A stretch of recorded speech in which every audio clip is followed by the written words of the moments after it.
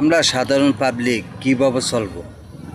হ্যাঁ, এই যে দেশের যে পরিস্থিতি, বাজার সদারের দাম বাড়াইছেন, সিলিন্ডারের দাম বাড়নে, লার্কির মন আগে কিনছি 220 টাকা, এখন লার্কি হয়ে গেছে 400 টাকা মন। সিলিন্ডারটার দাম বাড়ানে, এই সিলিন্ডারটার দাম বাড়ানে সারা বাংলাদেশে সব কিছুরই দাম বেড়ে গেছে। তাইলে আমার সংসারে যেই 3 জন থাকুক 4 জন থাকুক, রিক্সা চলাই, 300 টাকার কাম করলে সংসারের পিছনে ঢালবো। আমাদের যে স্কুলে যে প্লান চালান যে করবে, তাদের পিছনে যে 2 টাকা যে খরচ করবো সেটা তো পারি না।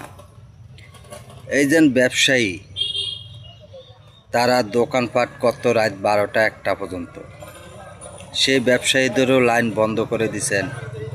তারা 8টার আগে দোকান বন্ধ করে বাসা যায়, সেই লোকটিও বেচা কিনার থেকে তো বঞ্চিত হয়ে গেছে। কেলগার সন্ধ্যার পর বেচা কিনা হয়, তারাও ঠিক মতন বেচা কিনা করতে পারে না। আর আমরাও কি 2-4 দিকে তো যে লোক বেরিয়েবে, সেই লোকও হয় না দেখে আমরাও কি ঠিক মতন রোডে ইনকাম করতে পারি না।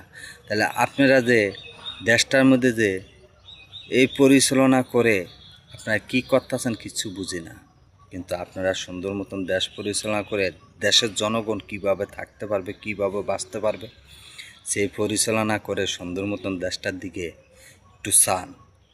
আপনার দিকে চান না, জনগণের দিকে চান। জনগণ যদি সুখে থাকে, আপনিও শান্তিতে থাকবেন।